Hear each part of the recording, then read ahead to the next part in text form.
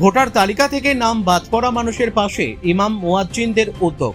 Offline আবেদন নিশ্চিত করে প্রশাসনের সঙ্গে সমন্বয়ে মিলছে স্বস্তি। ভোটার তালিকা থেকে নাম বাদ পড়া সাধারণ মানুষের পাশে দাঁড়ালো ইন্ডিয়ান ইমাম মুয়াজ্জিন সংগঠন।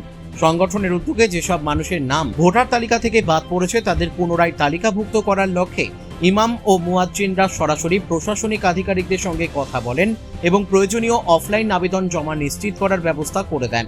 এই উদ্যোগে বহু সাধারণ মানুষ উপকৃত হন এবং নিজেদের ভোটাধিকার ফিরে পাওয়ার আশায় নতুন করে আবেদন জমা দেন। সংগঠনের এই পদক্ষেপকে ঘিরে এলাকায় ইতিবাচক সাড়া পড়েছে। এই দিন উপস্থিত ছিলেন সংগঠনের জেলা সভাপতি মৌলানা সাইদুর রহমান, জেলা চেয়ারম্যান মাওলানা আলিম আলী সহ অন্যান্য সদস্যরা।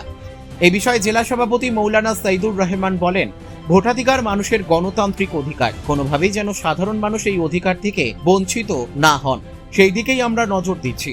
যাদের নাম বাদ পড়েছে তাদের পাশে থেকে আমরা প্রশাসনের সঙ্গে কথা বলে দ্রুত সমস্যার সমাধানের চেষ্টা করছি। ভবিষ্যতেও এই ধরনের উদ্যোগ অব্যাহত থাকবে। আসসালামু আলাইকুম।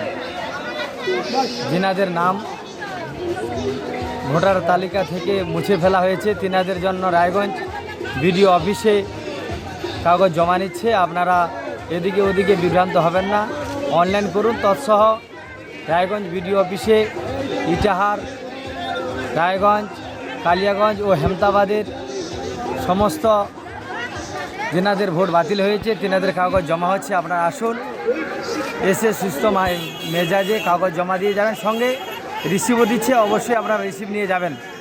আপনারা কোনো জায়গায় হতাশ হবেন না। আসুন, বিডিও এবং আধিকারিকদের সাথে কথা হয়েছে, আপনাদের কাগজ নিচ্ছে এবং তৎসহ জমা হচ্ছে। রায়গঞ্জ থেকে রামকৃষ্ণ দাসের রিপোর্ট, কুলিক নিউজ।